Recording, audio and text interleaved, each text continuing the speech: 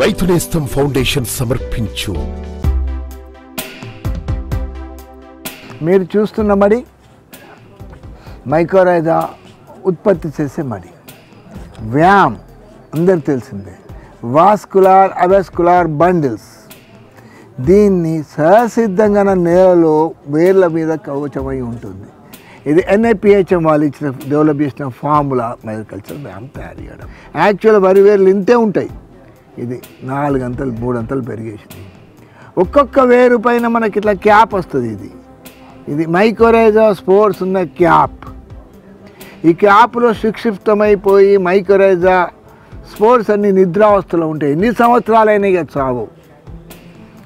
దీనికి నీళ్లు దొరికినప్పుడు, వేరు వ్యవస్థ దొరికినప్పుడు స్పోర్స్ చెల్లించుకుంటూ పోయి భూమిలో మొత్తం పారుకుంటూ పోయి వేర్లన్నీ ఒక వేరుకు ఒక వేరు అనుసంధానంగా పోతాయి. పంటలో ఉన్న వేర్లు అన్ని రకాల వేర్లకు పోయి ఇట్లా చల్లుకపోయి ఈ లెవెల్లో వెళ్ళకపోయి జల్లెడ పట్టినట్టు భూమి నిండా నేల నిండా ఇట్లా పరుచుకొని ఉంటాయి.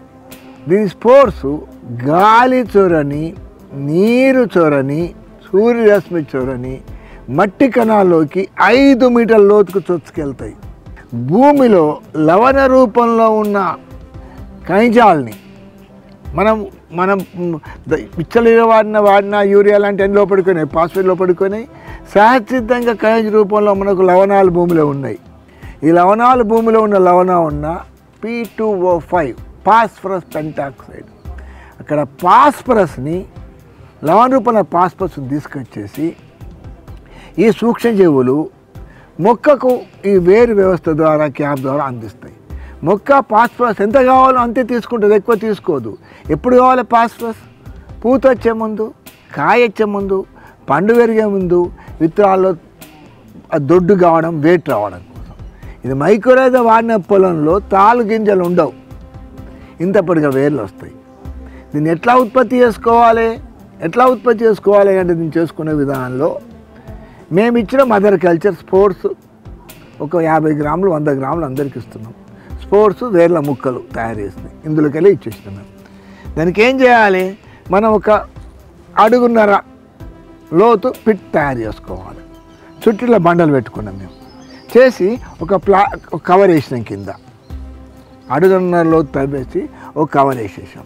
కవర్ వేసి దీంట్లో వర్మీ కాంపోస్ట్ 3 వంతులు, 1 వంతు మెత్తటి మట్టి కలిపేసి ఇలా నింపేస్తాం పూర్తిగా. వర్మీ కాంపోస్ట్ కానీ, ఘనజీవాతం కానీ, పేడ పొడి కానీ, ఏ పేడ పొడి తీసుకున్నా సరే అలా 3 వాళ్ళు అదే వేయాలి. 1 వంతేమో మట్టి కలిపి దీంట్లో మడి తయారు చేసుకోవాలి. నీళ్ళు జీలకర్ర వేయాలి. జీలకర్ర ఇచ్చి ఇన్ని వడ్లు తీసుకోండి, చాడని వడ్లు తీసుకొని వాటిలో ఒక చిన్న చిప్పలో పోసేసి దానికి మేము ఇచ్చిన అగ్రికల్చర్ మైకోరైజా పొడిని వీటిని తీసుకొని వీటి వేర్ల ముక్కల్ని తర్వాత స్పోర్ట్స్ను మేము ఇచ్చిన మార్కలు తీసుకొని వడ్లకు పట్టియండి, బయోప్రైమింగ్ చేయండి. వడ్లన్నిటికీ బయోప్రైమింగ్ చేయాలి. చేసేసి వడ్లను ఏం చేయాలి? ఇలా చల్లేసినాం. చల్లేసి రోజు వాటరింగ్ చేసినాం. 3 రోజుల్లో మొలకెత్తినాయి, వారంలో పెరుగుతుంది. కరెక్ట్ 20 రోజులు పైరు పెంచాలి. ఇట్లా 20 డేస్ వరకు. 20 డేస్ వరకు పైరు ఇంత అవుతుంది. దాని వేర్లు ఇంత పెద్దగా అవుతాయి లోపలికి. వరి వేర్లు అన్నీ కూడా ఇంత పెద్దగా లోపలికి పోతాయి. పోయి వేరు పైన క్యాప్ వస్తుంది. ఇది పోసి కొన్ని రోజులు అయింది మాకు. దీని క్యాప్ ఎట్లా వస్తుంది చూడండి. ఇప్పుడు తెల్ల క్యాప్ వచ్చింది చూసిన మీద. వేరు తల్లికి తల్లి పుట్టింది, తల్లి రక్షణ వచ్చేసింది. ఈ క్యాప్ ఏం చేస్తుంది? రూట్ సిస్టమ్ స్ట్రెంథన్ చేసి దాంట్లో ఉన్న చీడపీడలు తట్టుకోకుండా తల్లి లెక్క పొత్తిలో తల్లి మొక్కను పెట్టుకున్నట్టు ఇది రక్షణ చేసి ఎలాంటి చీడపీడలు రాకుండా కాపాడుతుంది క్యాప్. నెక్స్ట్ వేరు వ్యవస్థ అయితే పెరుగుకుండా మొత్తం స్ప్రెడ్ అవుతాయి. స్ప్రెడ్ అయిపోయి దీని స్పోర్లు, ఇందులో ఉన్న మట్టి స్పోర్లు, ఈ స్పోర్లు అన్నీ కూడా మళ్ళీ భూమిలోకి చెప్పినట్టు 5 మీటర్ల లోతుకోయి కూడా దాంట్లో లవణాలు తీసుకొచ్చి మొక్కకు అందిస్తాం.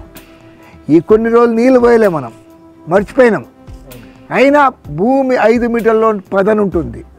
ఆ స్పోర్ట్స్ ఆ పదను తీసుకొచ్చి లెక్క ప్రకారం ఈ మొక్కకు అందిస్తుంది. ఇది తయారైన తర్వాత 21వ రోజు, 20 రోజుల వరకు పెంచాలా. 21 రోజుల తర్వాత వాటికి వాటర్ ఇవ్వడం ఆపేయాలి. నారిమడి ఎండబెట్టాలి. ఎండబెట్టి మీది అంతా హార్వెస్ట్ చేసి కోసేయాలి. కోసేసి మట్టి అంతా కుప్ప చేసుకోవాలి. వేర్లు ఉంటాయి, ఇవన్నీ ఇట్లా వేర్లు నిండా వేర్లు ఉంటాయి మట్టి లోపల. స్మూత్ సైలెంట్ వేళ్ళని పిసికేయాలి, మొత్తం జరిగేసి బ్యాగ్లో నింపి రూమ్లో దాచిపెట్టుకోవాలి. నా మడిలో నేను తయారు చేసుకున్న మైక్రోరైజాను, మరి అంత పెద్ద మొక్కల్ని వాటికి ఎలా అందించాలి నేను?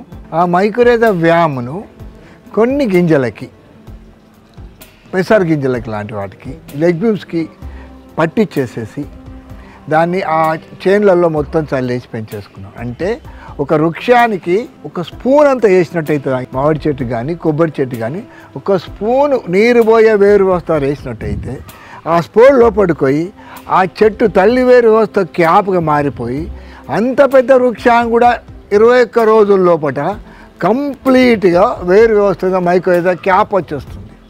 ఇప్పుడు మా తోటలో వీటన్నిటి కూడా క్యాప్ వచ్చేసింది, వీటికి కంప్లీట్ వాటన్నిటి క్యాప్ వచ్చేసింది. ఆ మైక్రోరైజా తీసుకొని వచ్చేసి వేర్లన్నీ నిండా ఉన్నాయి. సహసిద్ధంగా వాటికి కావాల్సిన ఏమి ఎరువులు వేస్తలేం, ఏం యూరియా వేయడం లేదు.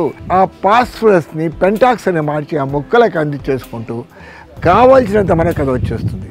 ఉదాహరణకి పొలం ఉందనుకోండి, పొలం నారుమడిలో ఒక నారుమడిలో మనం 20 కిలోల విత్తనాలు తీసుకొని నారుమడిలో వేసినప్పుడు ఆ నారుమడిలో ఉన్న 20 కిలోల విత్తనాలని బయోప్రేమింగ్ చేసి ఆ 20 కిలోల విత్తనానికి ఒక తట్టెడు మైక్రోరైజా పౌడర్, వ్యామ్ కల్చర్ అంటే స్పోర్ట్స్ వేళ్ళు కలిసిందని ఆ విత్తనాలు పట్టించేసి నారుమడిలో వేస్తే నారు డెవలప్ అవుతుంది. మనం 20 రోజుల వరకు ఏమవుతుంది, వాటన్నిటి క్యాప్ వస్తుంది వేర్లకు. క్యాప్ వచ్చినాక నారుని ఏం చేస్తాం, మనం ప్రధాన మడిలో తీసుకెళ్ళి నాటుతాం. నాట్లు వేస్తే ఏమైంది, ఈ నారు తీసుకపోతే 3 దుబ్బులు పట్టి ఒక్కొక్క దుబ్బే పట్టిపోయింది. పావు మడి నారు మిగిలిపోయింది. కారణం ఏంటంటే ఆల్రెడీ వాటి వేర్లు పెద్దగా వచ్చేసింది, దుబ్బు ఈజీగా వచ్చేసింది. నారు వేసి నాటుకుంటూ పోయిన తర్వాత ఒక పావు మడి నారు వేస్ట్గా మిగిలిపోయింది, గ్రీన్గా పొలం అంతా వచ్చేసింది. తర్వాత ఈ పావున్నర నార్మల్ ఏం చేయాలి సార్ అంటే, మీ నాట్లేసి వచ్చిన వాళ్ళకి మనిషికో కట్టడి ఇవ్వండి సార్ అని చెప్పేసిన. అంటే మనిషికి ఇంత ఇచ్చేస్తే వాళ్ళు తీసుకొచ్చి వాళ్ళ పొలంలో ఒకటి అవి ఆ నారు నాటుకున్నారు. అంటే వాళ్ళ పొలంలో మైక్రోరైజా వచ్చినట్టే. అన్నిటికీ మైక్రోరైజా పోయి దానికి ఎప్పుడైతే 30 to 35 days కానీ నారులో 36 days నుంచి అప్పటి వాటికి గొలుకలు వస్తాయి.